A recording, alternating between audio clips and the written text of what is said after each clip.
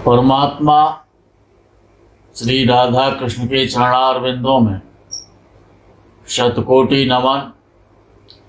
मित्रों को, जिज्ञासुओं को, धर्म प्रेमियों को, ज्योतिष विज्ञान प्रेमियों को हर हर महादेव, बम बम भोले, नमः शिवाय। मित्रों, जीवन में इस धराधाम पर हर व्यक्ति, चाहे वो मनुष्य रूप में है, चाहे वो स्त्री के स्वरूप में है, सुख प्राप्त करना चाहता है। सुख की कल्पना बाल्यावस्था से और वृद्धावस्था तक, जन्म से लेकर के मृत्यु तक सुख ही सुख भोगना चाहता है, प्राप्त करना चाहता है। ये सुख मिलेगा या नहीं मिलेगा, कितना मिलेगा और किन किन वस्तुओं का कैसे कैसे वो सुख मिलेगा, ये केवल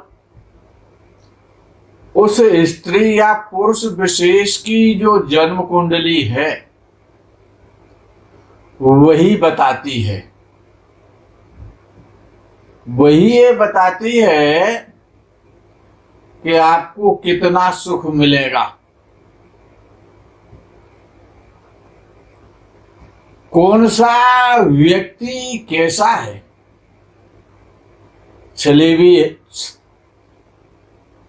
छली है, प्रपंची है, मक्कार है, ठगी है, किसका स्वभाव कैसा है, किसका भाव कैसा है, किसकी बुद्धि कैसी है, किसकी वाणी कैसी है, वो बुध ग्रह बताता है। बुध बुद्धि है और लेखनी है, काव्य है, साहित्य है।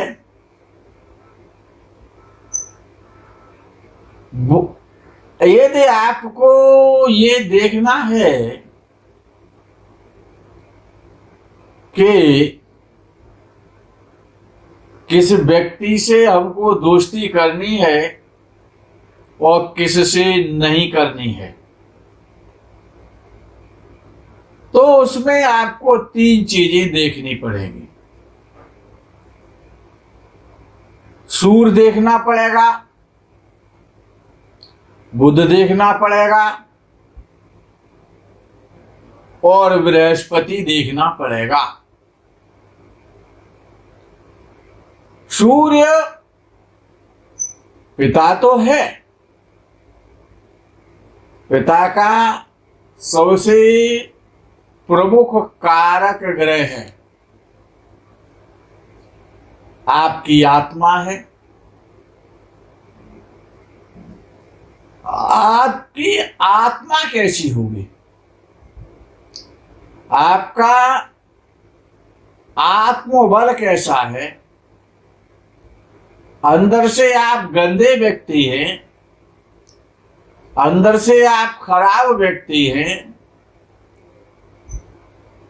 आप अच्छे व्यक्ति हैं या खराब व्यक्ति हैं,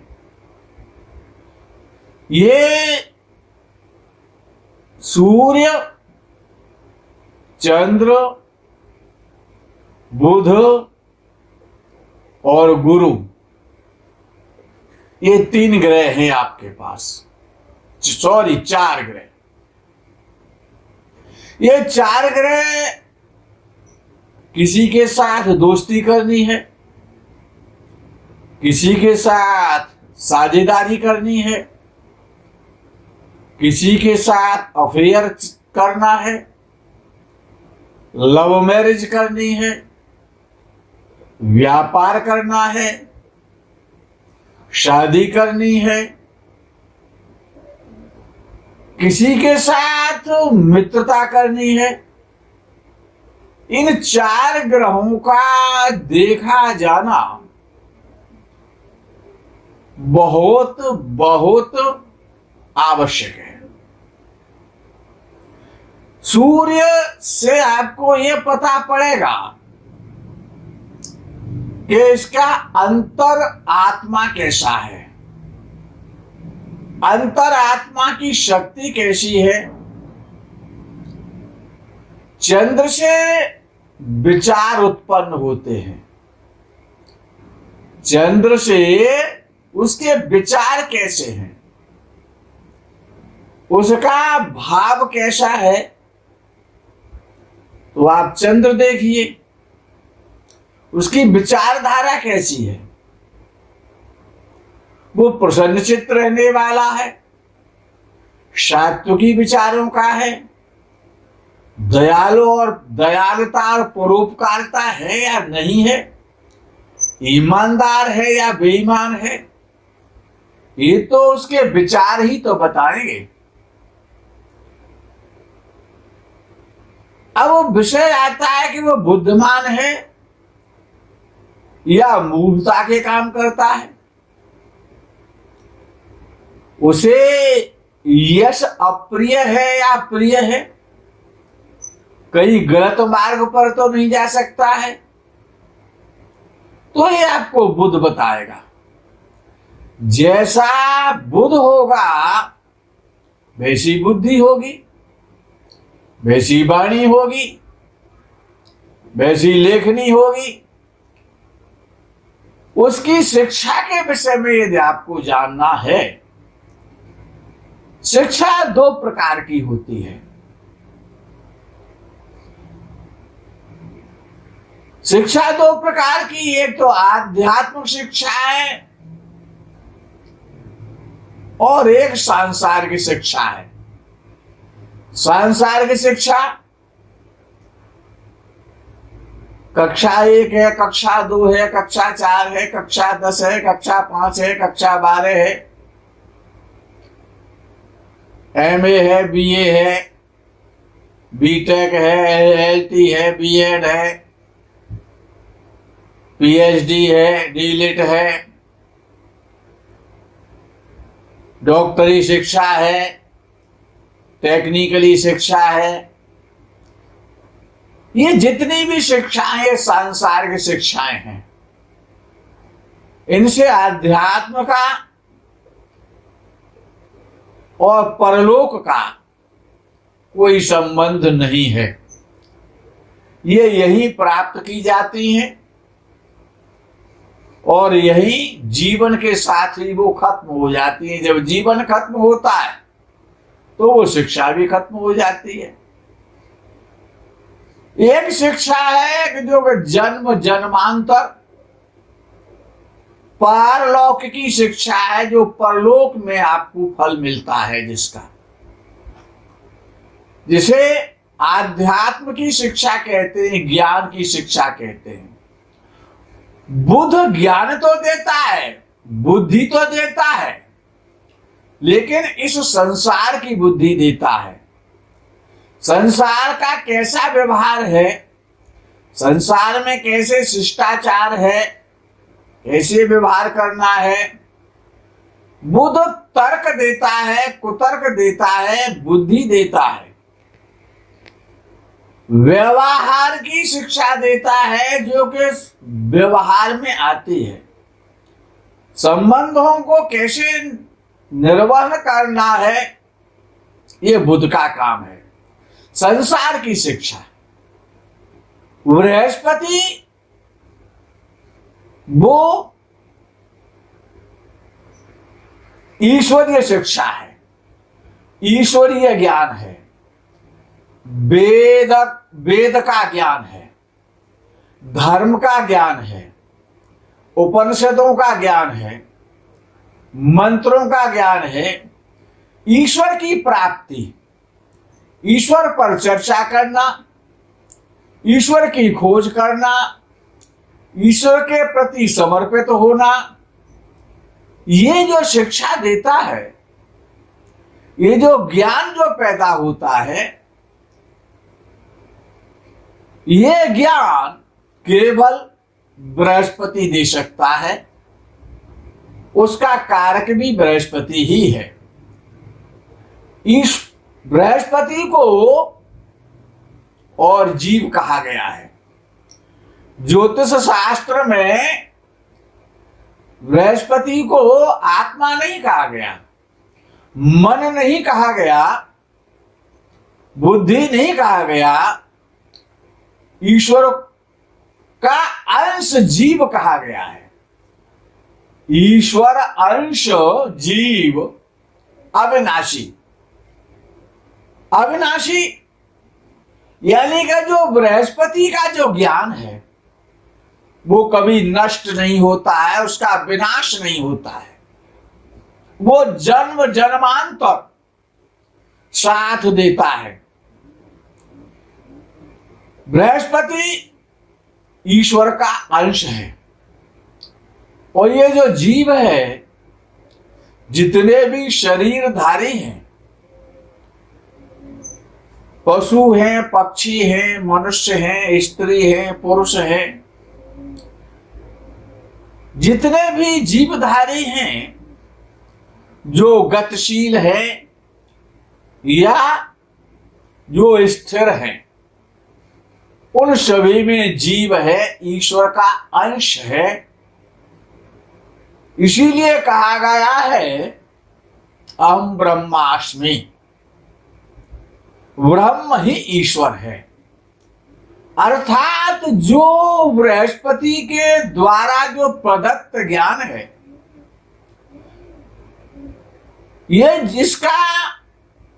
ये जो जीवात्मा है, ये जिस शरीर में रह रहा है, ये कैसा है? ये धार्मिक बुद्धि का है, धर्म पर चलने वाला है, सबका कल्याण चाहने वाला है, सभी को सुख देने वाला है। ये केवल ज्ञान बृहस्पति को देख करके आप जान सकते हैं। बृहस्पति जैसा होगा वैसा उसका आध्यात्म विज्ञान होगा। ये जो बृहस्पति पीड़ित हो रहा है, ये जो शनि है, ये दुख है और बृहस्पति सुख है। अब सुख दो प्रकार का है, सुख भी दो प्रकार का है। एक सांसारिक सुख है, सांसारिक संसार में आया है जीव, शरीर धारण किया है, तो ये सांसारिक सुख शरीर के द्वारा मिलता है, पत्नी के द्वारा मिलता है, पति के द्वारा मिलता है, संतान के द्वारा मिलता है, धन के माध्यम से मिलता है, मकान के द्वारा मिलता है, दुकान के द्वारा मिलता है, प्रॉपर्टी के द्वारा मिलता है, ऐश्वर्य के द्वारा मिलता है।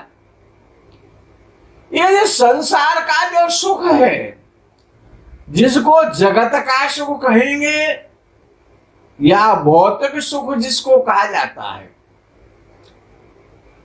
वो केवल और केवल शुक्र ही दे सकता है। अब सुख भाव और शुक्र, चतुर्थ भाव सुखों का भाव है। यदि पुरुष विशेष की कुंडली है तो उसमें चतुर्थ भाव उसके सुखों का भाव है, स्त्री की कुंडली है तो वो भी चतुर्थ भाव सुख का भाव है। संसार के सुखों को देखना है। अब सुख स्थायी है या अस्थायी है, ये तो बृहस्पति ही बता सकता है। शनि दुखों का कारण है, क्योंकि शनि दंड का अधिकारी है, दंडाधिकारी है। किए हुए कर्मों का जो फल मिलता है, अब जो फल भोगना है तो वो तो दंड के द्वारा ही भोगा जाता है। शनि दुख देता है। यदि कुंडली में शुक्र और शनि यानी संसार को, संसार के समस्त प्रकार के जगत के भौतिक सुख देने वाला शुक्र और संसार के समस्त दुखों को देने वाला शनि दंड देने वाला है। अब दंड कोई सहन नहीं करना चाहता है, सभी आनंद लेना चाहते हैं। लेकिन जब किसी की जन्म कुंडली में सुखों का कारण शुक्र और दुखों का कारण शनि, जब कुंडली में किसी भी भाव में एक साथ बैठे हुए हैं, युति बना करके बैठे हैं, अब वो युति शुक्र और शनि की जो युति है, अच्छा वो किसी भी भाव में हो सकती है। विशेष रूप से लगन भाव में है या चतुर्थ भाव में है, कर्म भाव में है या सप्तम भाव में है। इन केंद्र भावों में यदि शुक्र और शनि की युति है, त्रिकोण भावों में है, येन केन प्रकारेण किसी भी भाव में है, चाहे वो द्वितीय भाव में है, तृतीय भाव में है, षष्ठ भाव में है, अष्टम भाव में है, भाग्य भाव में है, द्वादश भाव में है, एकादश भाव में है। अब आपको देखना यह है कि सुख और दुख, संसार का सुख शुक्र, भौतिक सुख जगत का सुख, पत्नी का सुख, धन का सुख, बड़ी बड़ी गाड़ियों का सुख, बड़े बड़े मकानों का सुख, सुंदर सुंदर वस्त्रों का सुख, सुंदर सुंदर खान पान का सुख, यौवनाओं का सुख, ये जितने प्रकार के भी सुख हैं, पहला सुख निरोगी काया, दूसरा सुख घर में होए माया, तीसरा सुख श्रुत आज्ञाकारी, चौथा सुख पत बरता नारी, पंचम सुख पंचन में वासा, संसार में यश कीर्ति पताका। तो ये जितने भी प्रकार के जो सुख हैं, इन सुखों को कौन देगा? भौतिक सुखों का एक ही ग्रह है, एक ही कारक है, एक ही कारण है, शुक्र। यदि आपका शुक्र जैसा है, उसी प्रकार से आपको सुख मिलेंगे। यदि आपका शुक्र नीच राशि का है तो क्या होगा? -100% सुख आपके खत्म। सुखों को खोजते रहें, सुखों के स्वप्न देखते रहें। अब आप सुखों की खोज करते रहें, कल्पनाएं बनाते रहें, विचार बनाते रहें। सुख तो गया,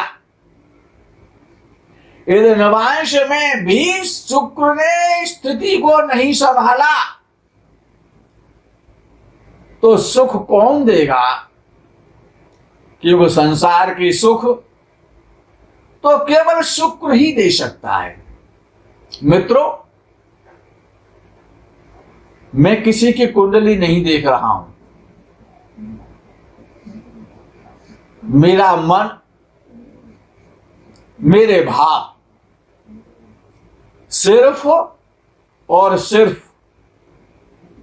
आपसे अपने विचार, आपसे अपना ज्ञान, जो भी अनुभव के द्वारा, ईश्वरीय कृपा के द्वारा जो दिया गया है परमात्मा के माध्यम से, उसको मैं आपसे साझा कर रहा हूं। अपने विचार आप तक पहुंचाने का प्रयास कर रहा हूं। शायद मेरे इन विचारों से आपको कुछ लाभ मिल जाए, आपको कुछ ज्ञान की उपलब्धि हो जाए। निरर्थक आप परेशान ना हो। तो शुक्र संसार का सुख और शनि संसार का दुख। सुख और दुख अर्थात शुक्र और शनि। शनि यदि नीच राशि का है तो संसार में सुख कैसे भोगेंगे? संघर्ष ही करना पड़ेगा। संघर्ष में ही जीवन व्यतीत होगा। कितने दुख मिलेंगे? शरीर से दुख मिलेगा, पत्नी के माध्यम से दुख मिलेगा, संतान की चिंताएं, संतान की परेशानियां, संतान का टेंशन, ये तो सबसे बड़ा दुख है। और जब शरीर ही दुखी है, शरीर ही रोगी है, तो इससे बड़ा दुख कौन हो सकता है? तो दुखों का कारक, दुखों की जड़, दुख रूपी जो वृक्ष है, जिस पे दुख रूपी जो फल आते हैं। दुख रूपी फल कौन से होते हैं? संतान है, पत्नी है, धन है, शरीर है, मकान है, शत्रु है। ये सभी दुख के ही तो, उस दुख रूपी वृक्ष के ही तो फल हैं। जिस फल को खाया जाए उसी में कड़वाहट आ जाए, उसी से मन खिन्न हो जाए, दुख मिलने हैं नहीं मिलने हैं, कितने दुख मिलेंगे, कितना कष्ट मिलेगा। अच्छा, ये दुख आएगा कब? ये दुखों की प्राप्ति कब होगी? दुख किसके द्वारा मिलेगा? पत्नी के द्वारा मिलेगा या संतान के द्वारा मिलेगा? धन के द्वारा मिलेगा या मकान के द्वारा मिलेगा या शत्रु के द्वारा मिलेगा या स्वयं जीवन भर रोगी रहेंगे? दुख ये मिलेगा कैसे और ये आएगा कब? सदैव तो एक भिखारी भी दुख महसूस नहीं करता है। जिस दिन उसे 100 रुपए के स्थान पर 1000 रुपए या 500 रुपए ईश्वर की कृपा से प्राप्त हो जाते हैं, तो एक सड़क पर बैठा हुआ भिखारी भी मन से खुश हो जाता है, गदगद हो जाता है कि उसे 10-20 रुपए मिला करते थे। उसको प्रेम से कोई भोजन करा देता है, 500 रुपए खुश होकर के उसको उस पर दया कर देता है, उसको 500 रुपए 1000 रुपए उसकी सहायता कर देता है, तो वो कितना प्रसन्न होता है, जैसे कि उसे इंद्र का सिंहासन मिल गया हो। तो भिखारी भी कभी दुखी नहीं रहता है, वो भी सुख का तो अनुभव करता है, सुखों के क्षणों का अनुभव करता है। शुक्र आपका कैसा है? शुक्र को पत्नी कहा गया है, स्त्री कहा गया है। संसार की माया, संसार में यही तो माया है। शुक्र माया है, एक माया है और एक माया का जाल है। संसार में माया रहती है और माया अपने जाल में फंसा के रखती है। जब से ये जीव आता है और जब तक इस शरीर का त्याग करता है, संसार को छोड़ता है जीव, जीव कौन है? वो बृहस्पति है। तो इस संसार में शुक्र का जो माया का जो खेल है,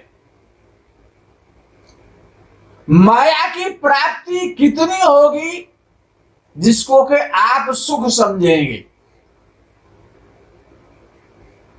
सुंदर स्त्री है, सुंदर शरीर है, बढ़िया बढ़िया भोग हैं, उपभोग हैं, बड़ी बड़ी गाड़ियां हैं, मकान है, एक मकान है, 2 फ्लैट हैं, 500 बीघा जमीन है, हवाई जहाजों में चलना है, लग्जरी गाड़ियों में घूमना है, 5 स्टार होटलों में खाना खाना है, आनंद लेना है, विदेशों की यात्राएं करनी है, नव यौवनाओं के साथ रमण करना है, विदेशी महंगी दारू का सेवन करना है। यही तो संसार का सुख है, यही तो माया है। माया कौन है? वो शुक्र है। और ये पुत्र पुत्री स्त्री, ये जो भी कुछ है संसार में जिसको सुख कहा जाता है, जिनकी खोज हम करते रहते हैं, जिसमें सारा जीवन व्यतीत कर देते हैं। कोई भी जन्म लेता है तो स्त्री से जन्म लेता है, वो मां है उसकी। मां भी तो शुक्र है। चंद्र को वैसे मां कहा जाता है, लेकिन है तो स्त्री का ही स्वरूप। वो भी किसी की पत्नी है, वो भी किसी की पुत्री है। उसके बाद में पत्नी है, वो तो साक्षात शुक्र है। जितने भी स्त्रियां हैं संसार में जिनके साथ आपके संबंध है, अफेयर है, लव है, भोग है, वासना है, ये वासना, प्रेम की वासना, काम की वासना, धन की वासना, ये जितने भी प्रकार की वासना है वही तो शुक्र है, वही तो माया है। ये संसार में जो शुक्र जो दिखाई देता है, स्त्री के रूप में, पुत्र के रूप में, धन के रूप में, गाड़ियों के रूप में, ये जितने भी प्रकार का जो जाल है, जो माया जाल है, ये माया की प्राप्ति, ऐश्वर्यों की प्राप्ति, जिनको आप ऐश्वर्य कहते हैं, यही तो शुक्र देता है। वासना की जो भूख है, जो वासना में लिप्त रखता है, वही तो शुक्र है। और जितने प्रकार के दुख हैं, इनकी जो प्राप्ति जिन जिन में नहीं होती है, जिसको नहीं होती है, वही उनसे दुखी रहता है। समस्त प्रकार के भोग, सांसारिक भोग, और समस्त प्रकार के सांसारिक दुख, कष्ट, परेशानियां, जेल जाना है, निर्धन होना है, शरीर से दुखी होना है, तत्त प्रकार की बीमारियां हैं, धनहीनता है, झगड़े हैं,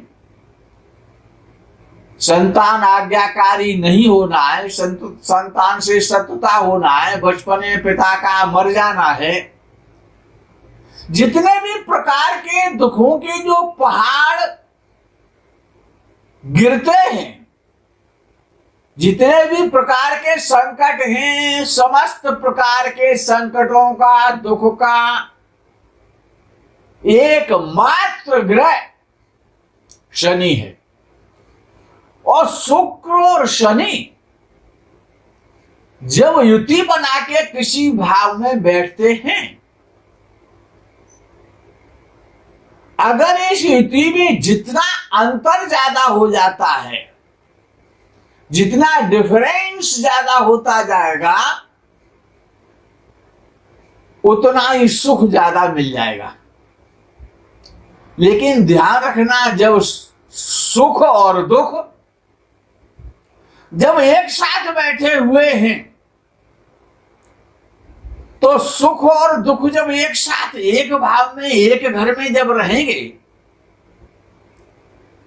तो सुख मिलेगा, कभी दुख मिलेगा, कभी दुख मिलेगा तो कभी सुख मिलेगा।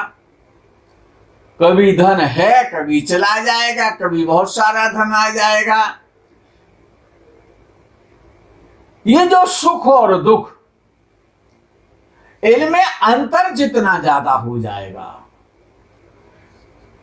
और जब तक शुक्र का समय आ जाएगा तो आपको सुख मिलेगा, संसार का सुख मिलता रहेगा।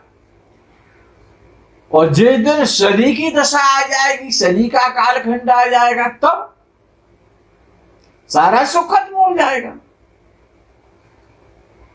यदि शुक्र और शनि एक साथ बैठे हुए हैं और पूर्व में पहले यदि शुक्र की दशा आ गई, तो समस्त प्रकार के सुखों को दे देगा, समस्त सुख आप भोग लेंगे।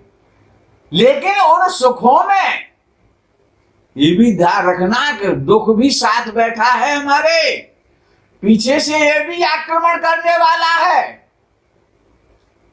तो जब शनि की दशा आएगी, शुक्र में शनि की अंतर्दशा आ जाए, या